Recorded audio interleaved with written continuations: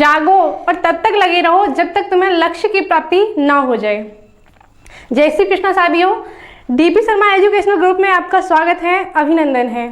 जैसा कि आप लोगों को पता है कि हमने 2 दिन हमारी क्लास हो चुकी है जिसमें हमने बाल विकास पढ़ा था, बाल विकास का इतिहास पढ़ लिया, अभिवृद्धि एवं विकास पढ़ लिया और आज हम जो पढ़ने जा रहे हैं वो क्या पढ़ने जा रहे हैं, बाल विकास के सिद्धांत। तो आज हम बात करेंगे बाल विकास के सिद्धांतों की। सिद्धांत होते क्या हैं? सिद्धांत होते हैं जो चीजें आपने सिद्ध कर ली, सिद्धि का अंत होता है क्या? सिद्धांत। और दूसरी बात कहें तो समस्त अनुभवों का जो संगठन होता है वो होता है हमारा सिद्धांत। तो जो बाल विकास के सिद्धांत थे उनका सबसे पहले प्रतिपादन किसने किया?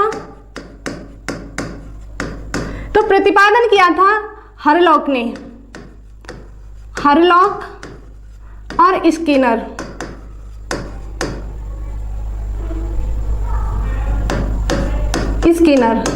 अगर हम भारत के संदर्भ में बात करें, किसके में? भारत में। तो भारत में जो बाल विकास के सिद्धांत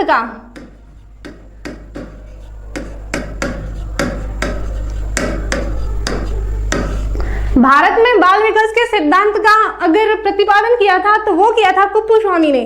किसने? कुप्पू स्वामी।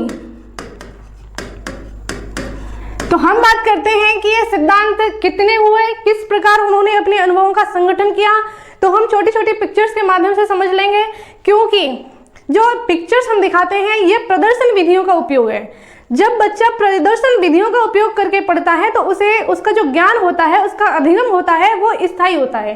ठीक है, तो इसीलिए हमने थोड़ी आप लोगों के लिए मेहनत की, आप लोगों के लिए क्या, अपने लिए भी की, कि जो हम पिक्चर बनाएंगे आपको प्रदर्शन विधियों के माध्यम से पढ़ाएंगे तो आपका जो ज्ञान है वो थोड़ा स्थायी होता रहेगा और आपको समझ में अच्छे से आता रहेगा।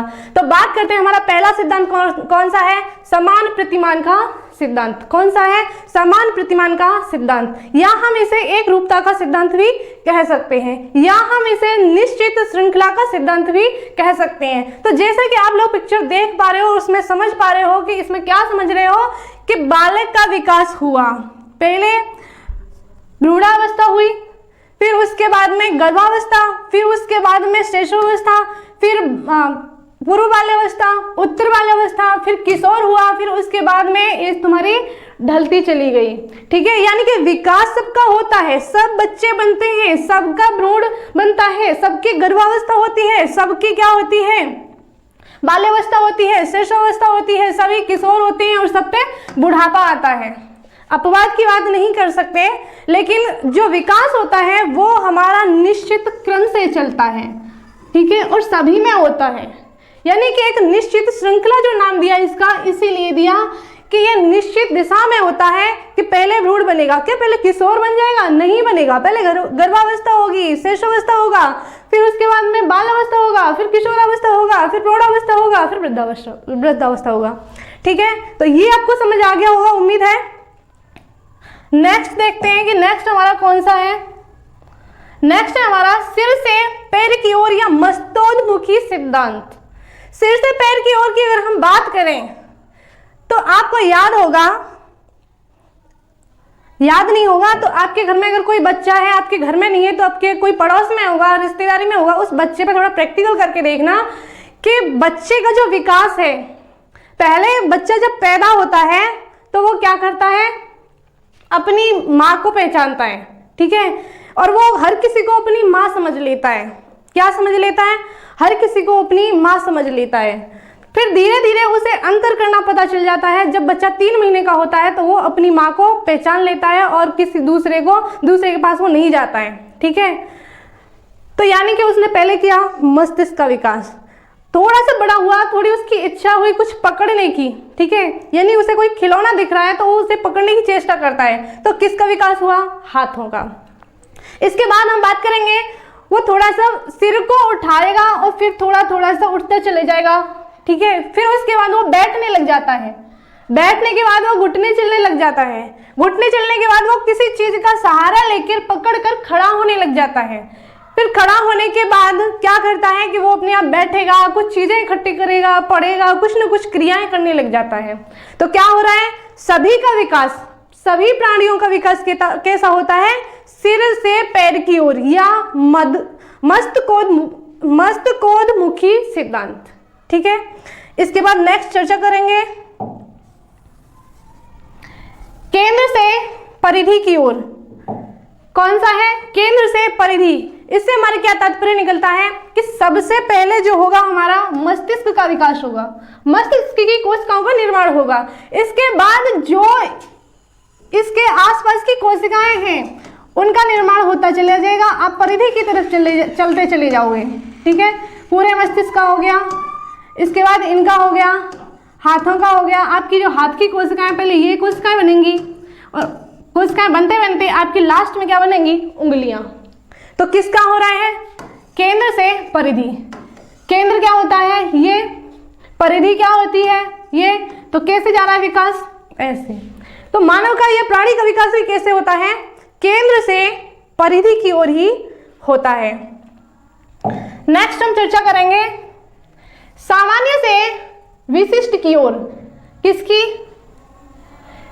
सामान्य से विशिष्ट की ओर।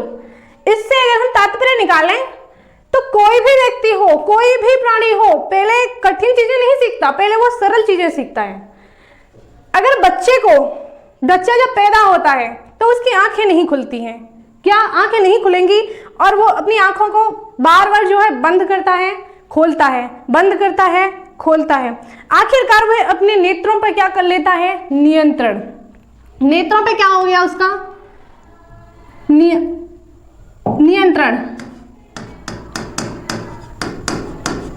इसके बाद नेत्रों पे नियंत्रण होने के बाद वो क्या करता है, बच्चों को देखा होगा आपने कि मुट्ठियां खोलते हैं, बंद करते हैं, खोलते हैं, बंद करते हैं। तो उन्होंने हाथों पे भी क्या कर लिया, हाथों पे भी नियंत्रण कर लिया।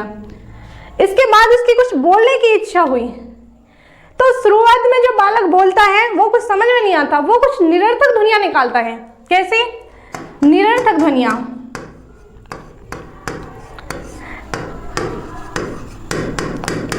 निरर्थक ध्वनियां निकालता है वो, आ, म, क, उ, आ, इस तरह से।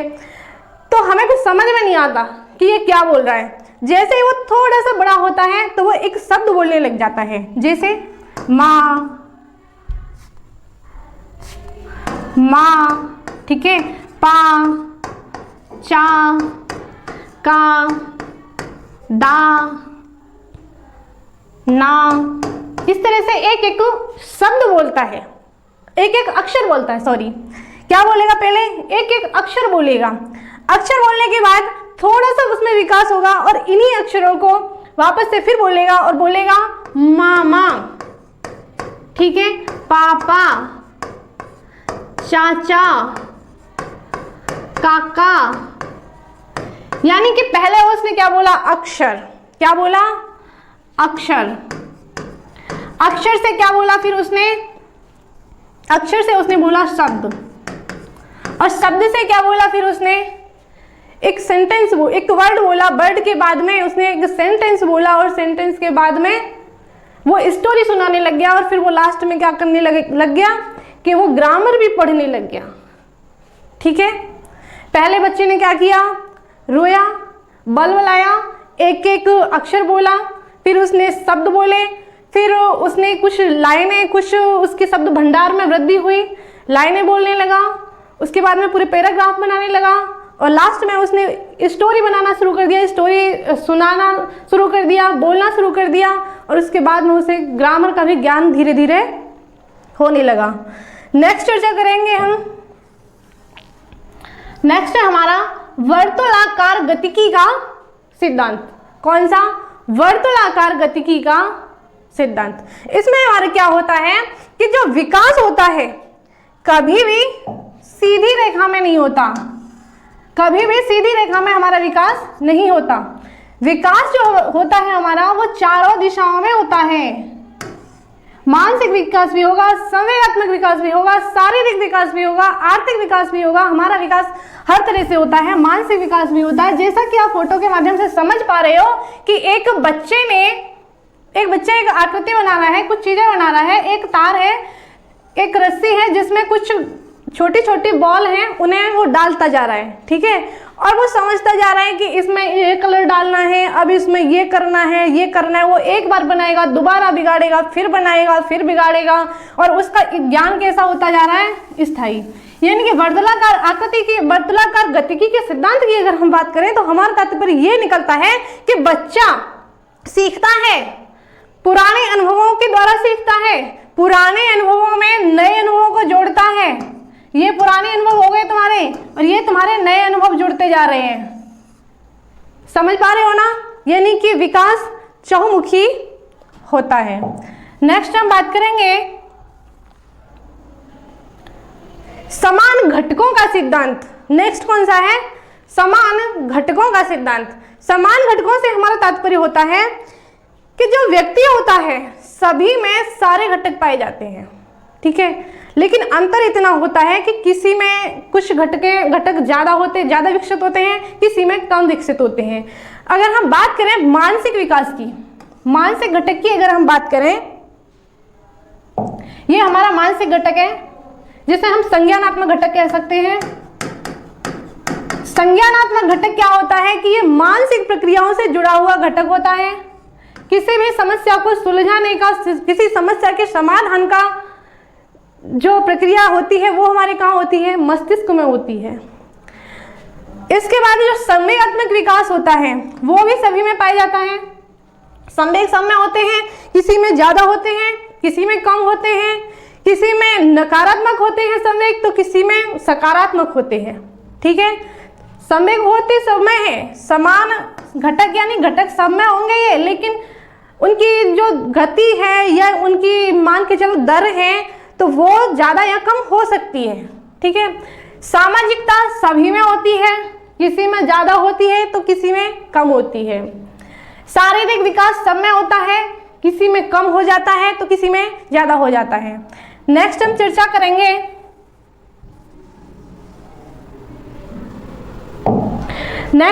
करेंगे पूर्वानुमेय का सिद्धांत। पूर्वानुमेय का सिद्धांत। पूर्वानुमेय से हमारा तात्पर्य होता है कि हम किसी भी बच्चे के बारे में बचपन में ही उसकी भविष्यवाणी करते हैं। यानी कि हम कह सकते हैं कि पूत के पांव पालने में दिखते हैं,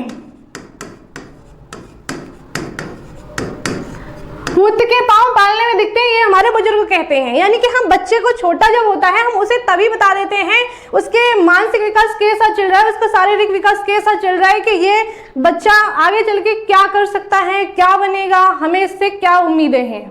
तो इसीलिए विकास जो होता है, विकास की जो सिद्धांत होता है वो पूर्वानुमेय होता है। समझ पा रहे हो ना?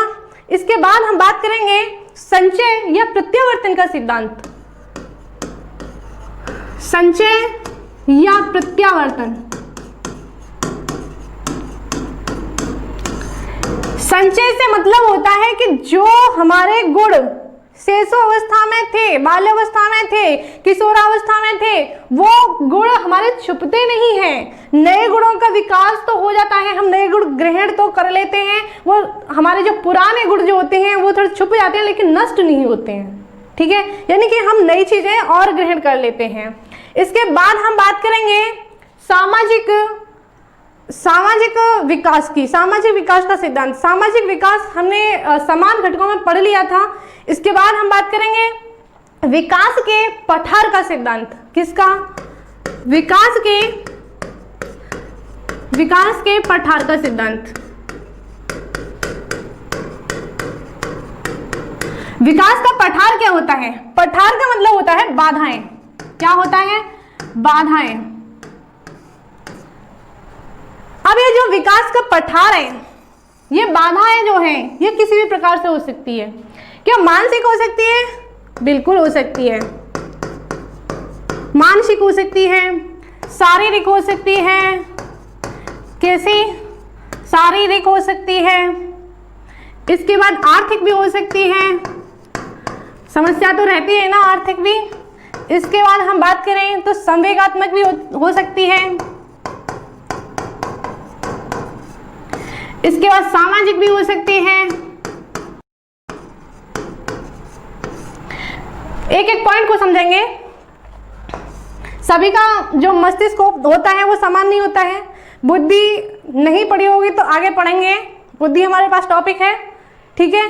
तो उसमें बताया गया है कि सभी बालक समान नहीं होते, ठीक है। बुद्धि लब्धि सबकी समान नहीं होती है, अलग अलग होती है। और जो मानसिक की बात करें तो बच्चे जो प्रतिभाशाली होते हैं वो बच्चे जल्दी समझ जाते हैं, और जो सामान्य बच्चे होते हैं वो अपना नॉर्मल तरीके से समझ जाते हैं। और जो मंदबुद्धि जो बच्चे होते हैं उन्हें क्या होता है, विकास में क्या आती है, पठार आता है, बाधा आती है। समझ रहे हो। शारीरिक विकास की बात करें तो आपने देखा होगा कि कुछ बच्चे कुपोषण के शिकार होते हैं, नहीं पढ़ पाते हैं। कुछ ऐसे बच्चे होते हैं जो बचपन में उनके साथ ऐसी कोई घटना घट गई जिसके माध्यम से उनका कोई शरीर अंग नष्ट हो गया या किसी भी प्रकार के शरीर की क्षति हो गई, तो उन्हें पढ़ने में क्या आ रही है, विकास में क्या आ रही है, बाधा आ रही है। उनके विकास में क्या आ रही है, बाधा आ रही है। तो क्या हो गया, पठार हो गया।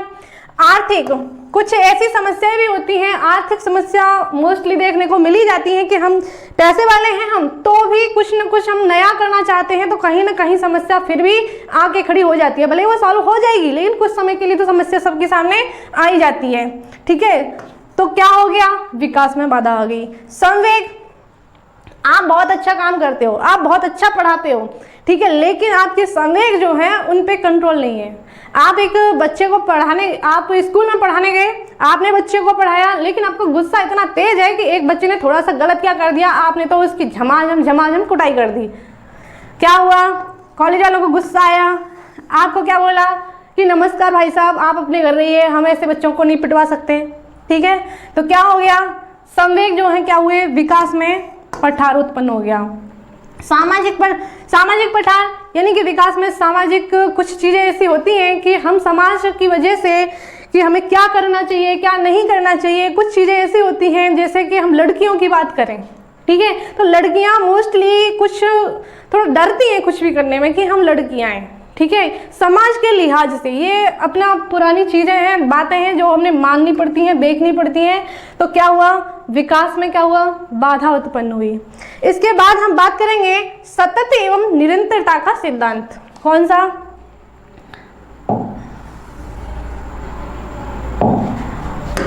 सतत एवं निरंतरता का सिद्धांत।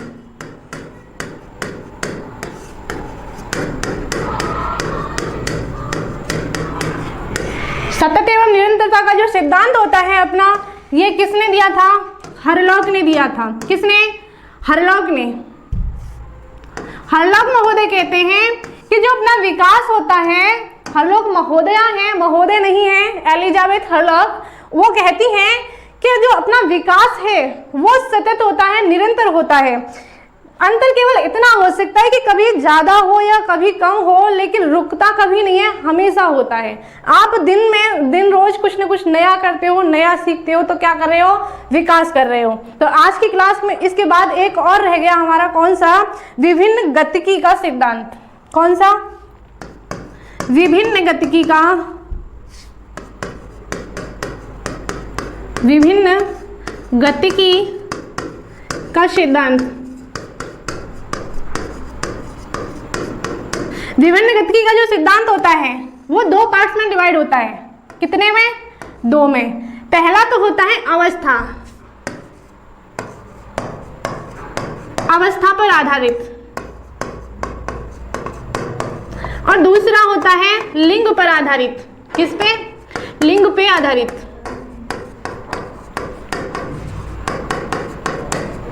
अवस्था से हमारा तात्पर्य है कि हम शिशुअवस्था में वृद्धि अच्छी हुई हमारी, और वही वृद्धि हमें किशोरावस्था में भी देखने को मिली, ठीक है।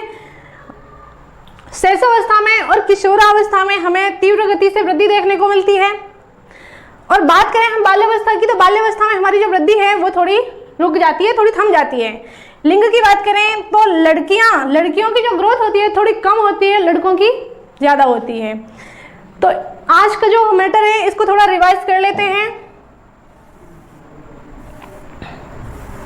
सबसे पहला आपने पढ़ा था किसका, समान प्रतिमान का सिद्धांत या श्रृंखला का सिद्धांत।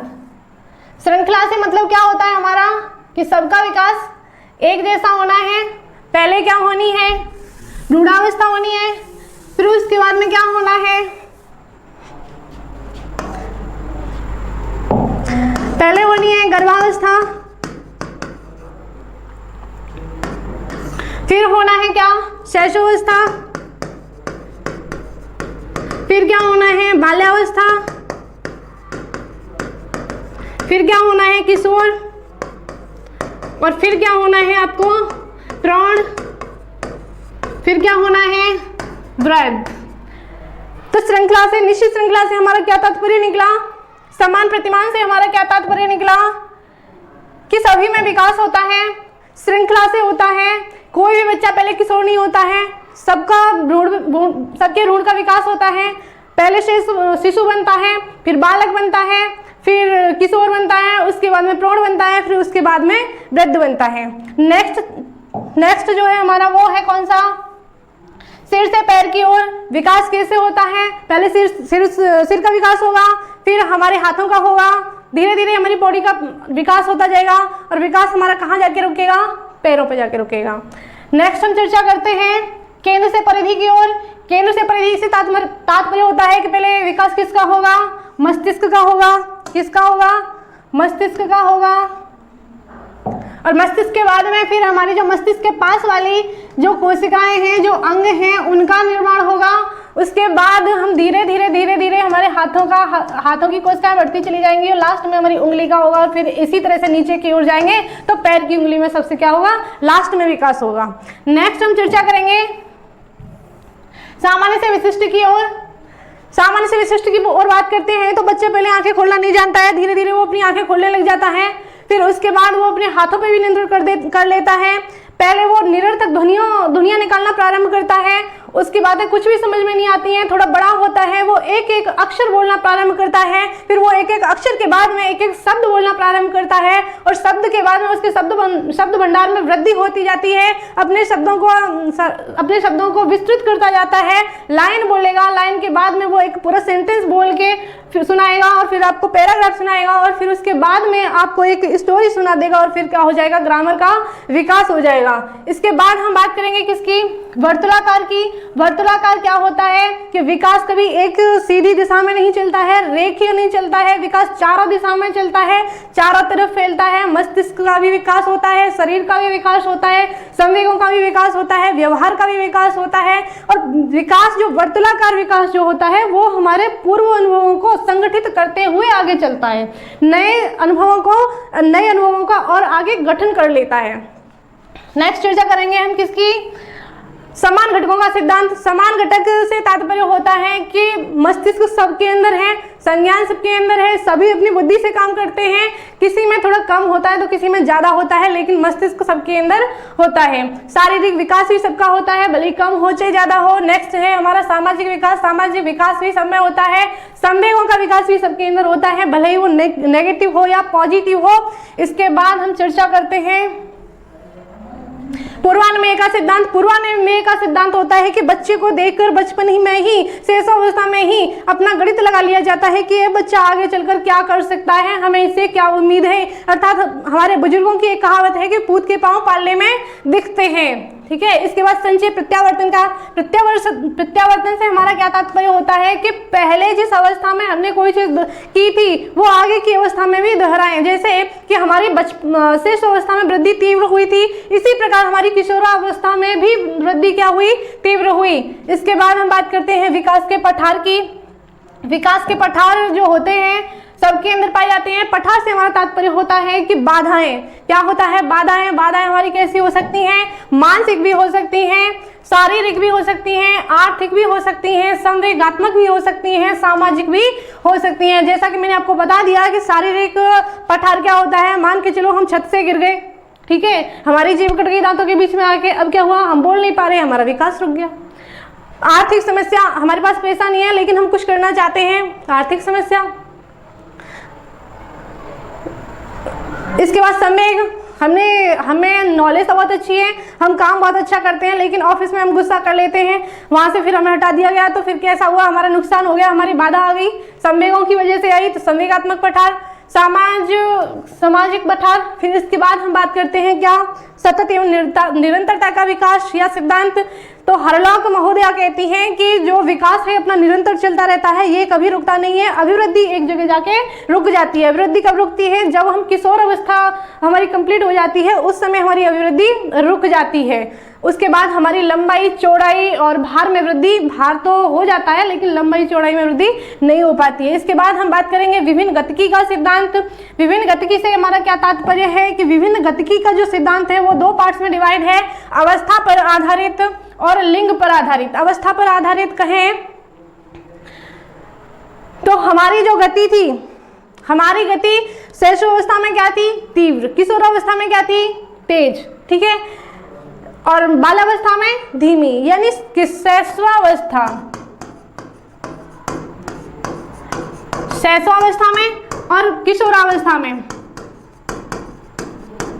क्या हुई, तीव्र हुई, परंतु बाल्यावस्था